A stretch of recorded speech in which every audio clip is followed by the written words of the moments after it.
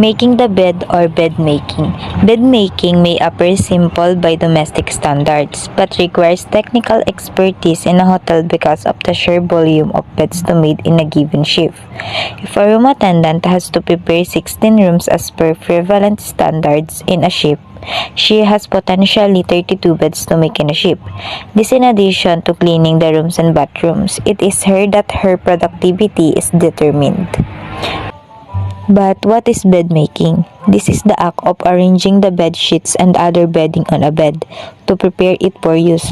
We also do this for the guests because guests will always appreciate comfortable and neatly made beds.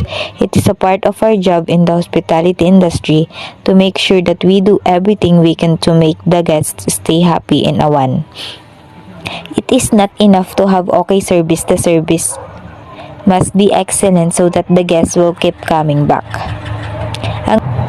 Ang bed making daw ay isa sa pinaka-importante pagdating sa housekeeping department. Kinakailangan natin itong gawin upang maging mas komportable at maayos ang magiging higaan ng ating mga guests at ma-enjoy nila yung kanilang pag-i-stay. Next, I will discuss the steps of bed making. First is pull the bed away from the headboard by tagging the bed from the foot of the bed.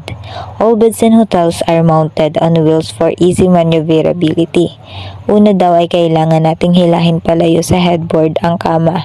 Karaniwan naman sa mga hotel na nakakabit ito sa gulong para mas madaling pag-isod. Second is remove all soiled linen from the bed. Shake them out for any guest articles that may misplace in the folds. Tatanggalin daw ang mga maruruming linen sa kama tapos papagpagan ito para makita kung may mga na-misplace na gamit. Third is deposit the soiled linen in the linen hamper of the cart. Dito naman ilalagay na yung mga maruruming linen sa linen hamper. Fourth, invert mattresses overside and end-to-end to ensure even use. Every alternate. Adjust the skirting so that they fall evenly to the floor. Dito ay babaliktarin yung mattresses overside and end-to-end para masigurado na pantay. Kailangan din ma-adjust yung skirting para mapantay ng maayos. Fifth is shake out the mattress protector and relay it on the mattress. Change the protector if soiled or smelling. 6 is clean the headboard with a feather duster or cloth duster. Lilinisin daw yung headboard gamit ang feather or cloth duster. 7. Open out a fresh lower sheet and tuck it securely at the head, sides, and the foot of the bed. Ilalagay daw yung isang sheet at itatak sa may ulunan sa side at sa may paanan ng kama. 8 is meter the comers following the sequence. It is a technique that creates a sharp, smooth corner on the bed where normally wrinkles would be left by non-fitted sheets.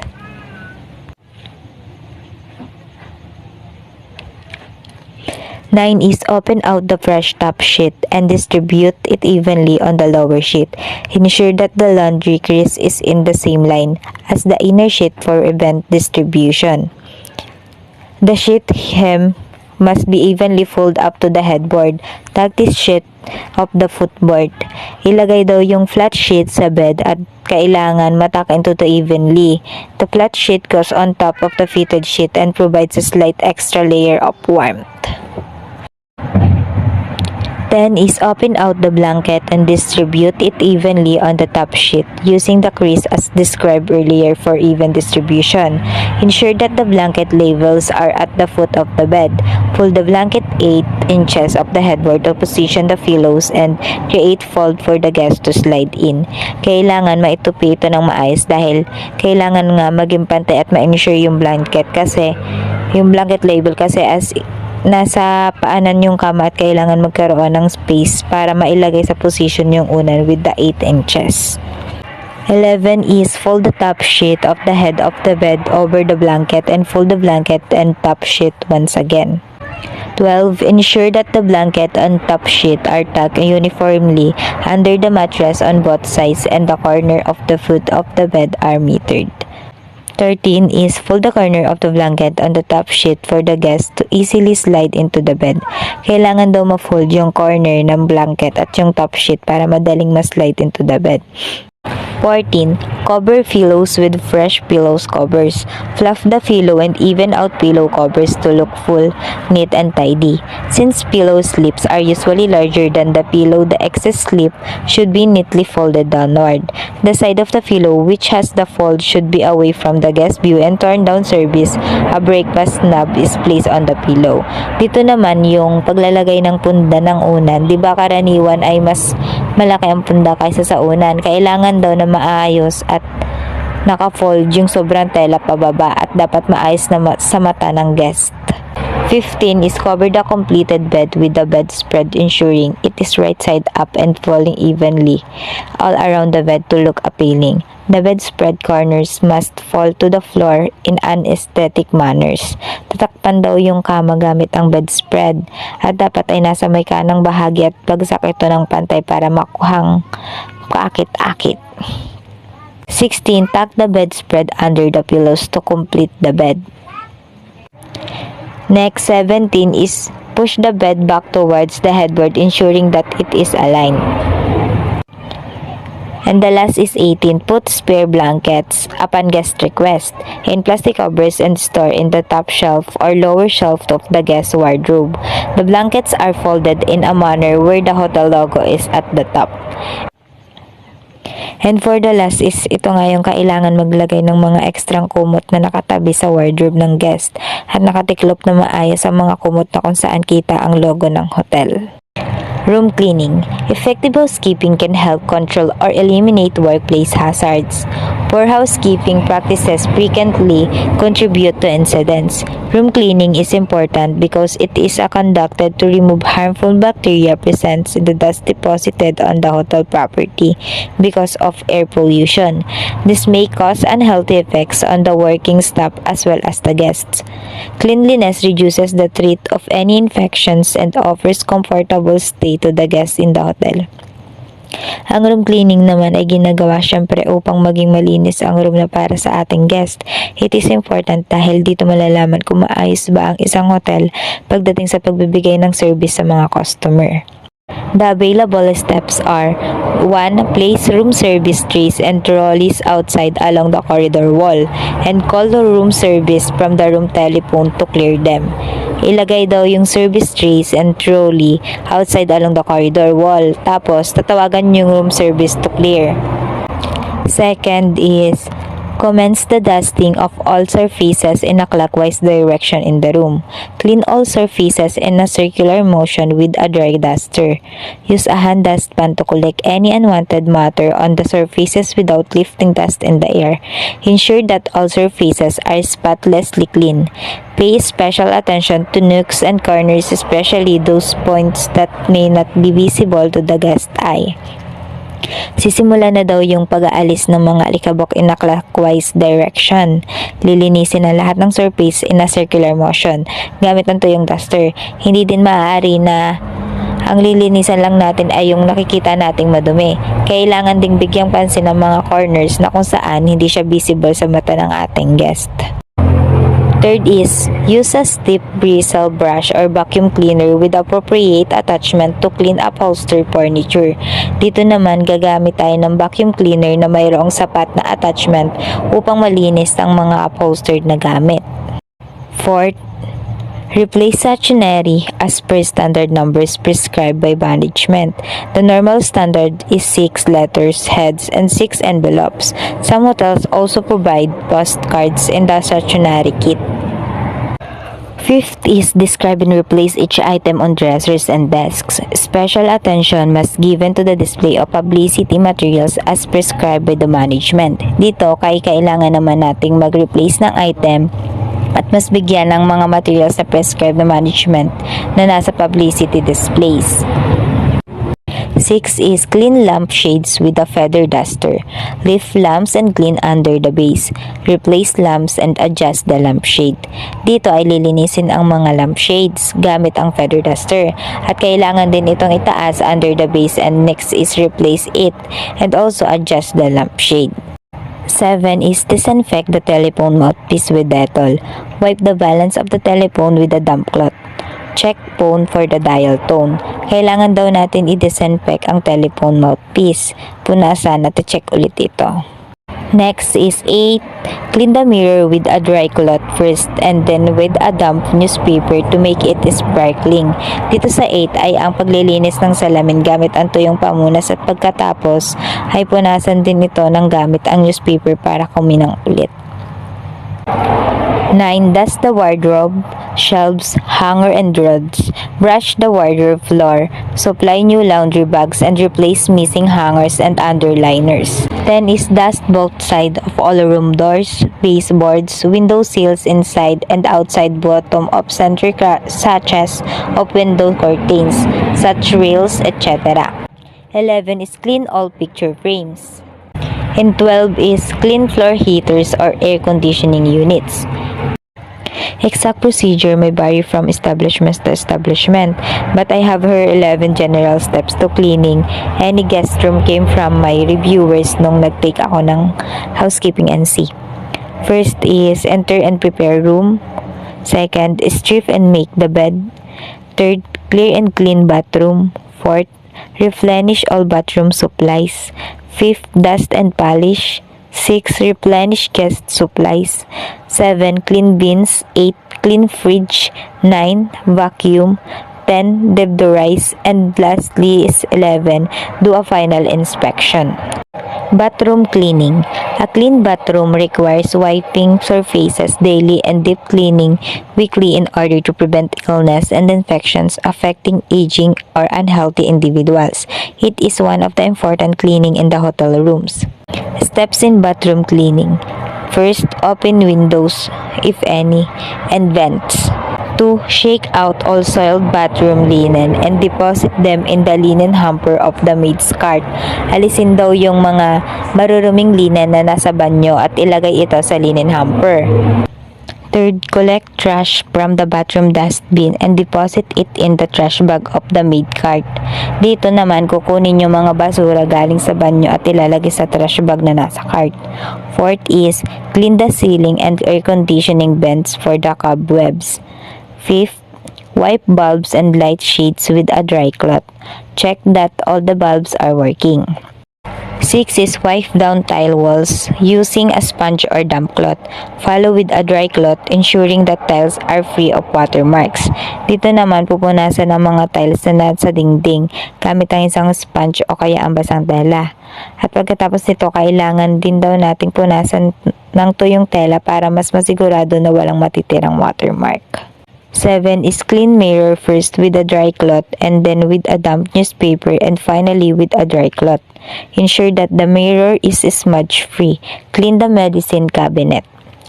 Paglilinis naman daw ng salamin ay gamitan muna ng dry cloth at damp newspaper at sundan ulit ito ng tuyong tela para ma-ensure na smudge free na yung salamin and also lilinisin din ang medicine cabinet. 8 is clean the wash basin counter with a wet sponge first followed by a dry sponge.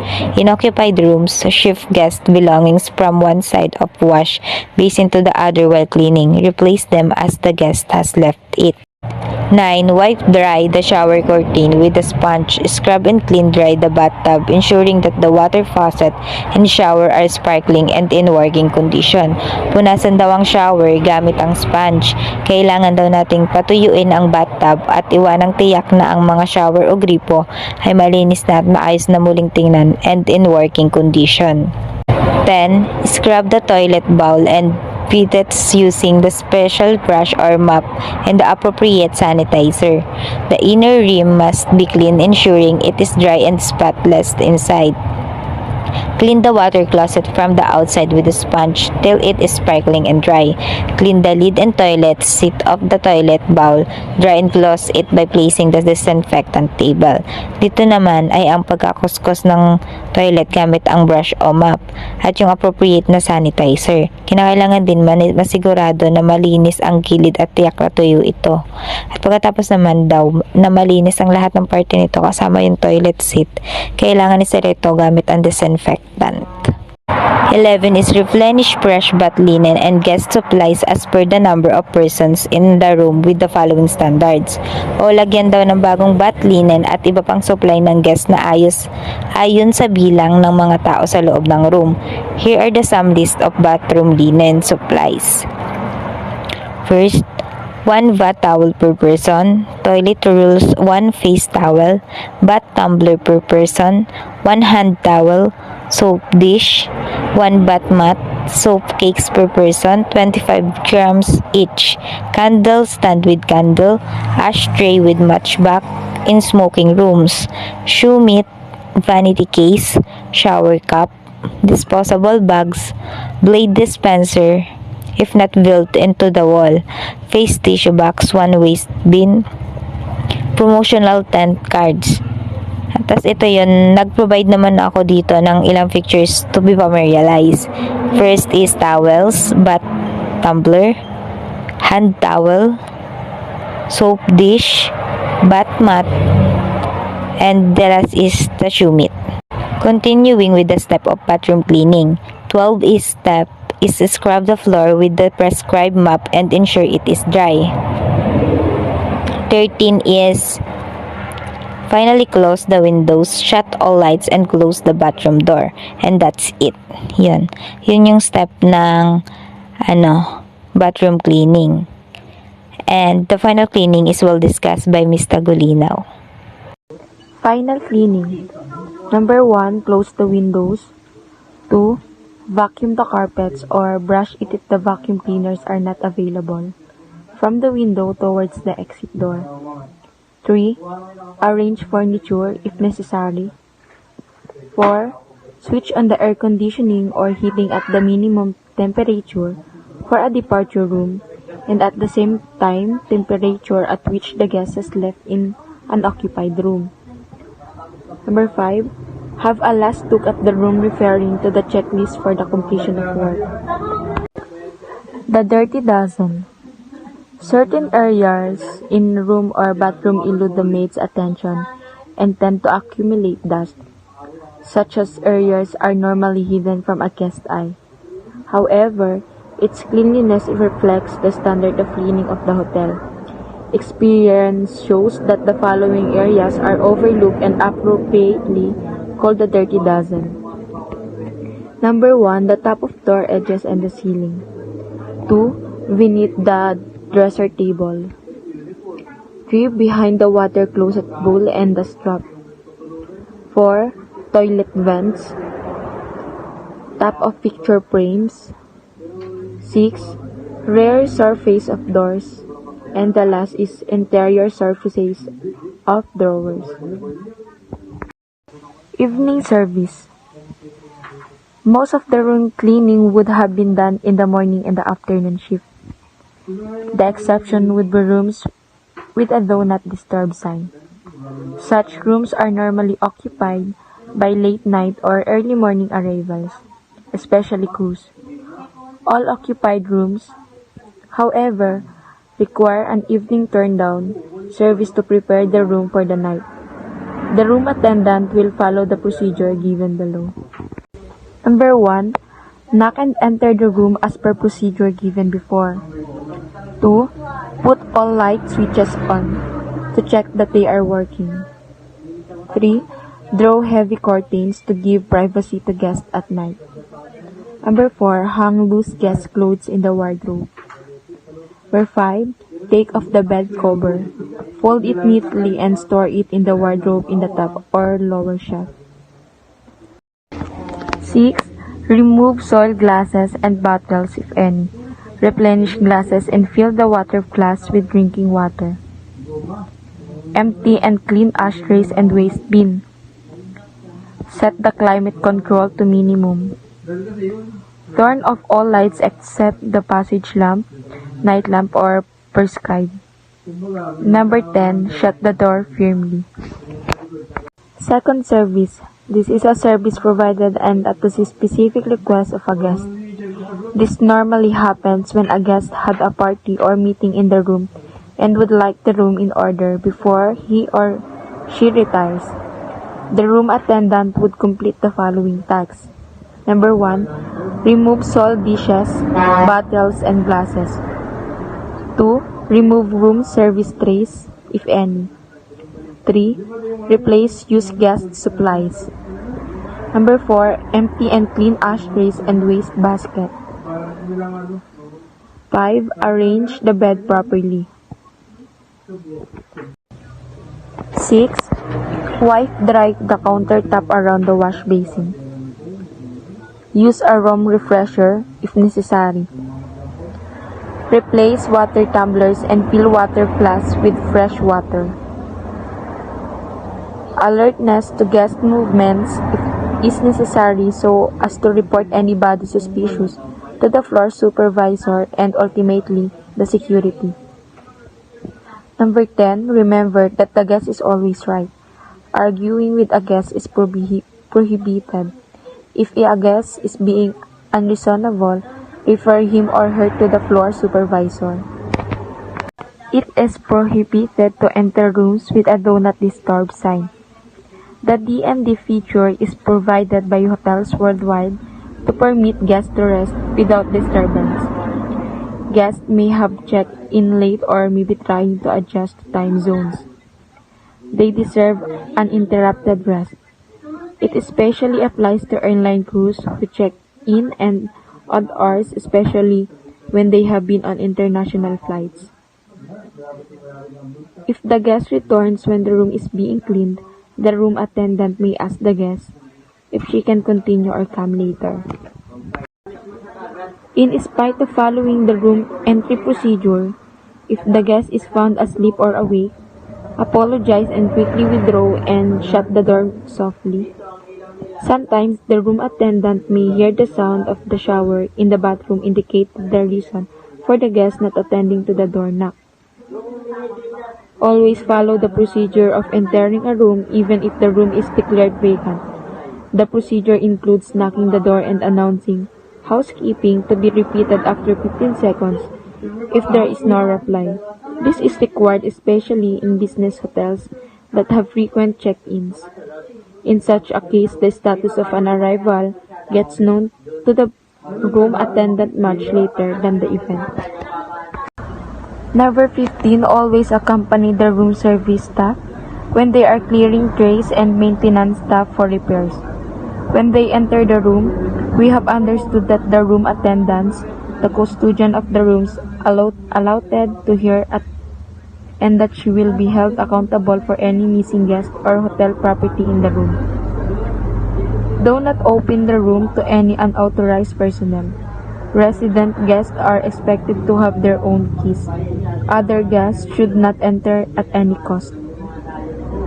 It is important to report any suspicious articles like arms and drugs to the floor supervisor, who may call the security for further inspection. And last, housekeeping personnel cannot make external calls from guest rooms.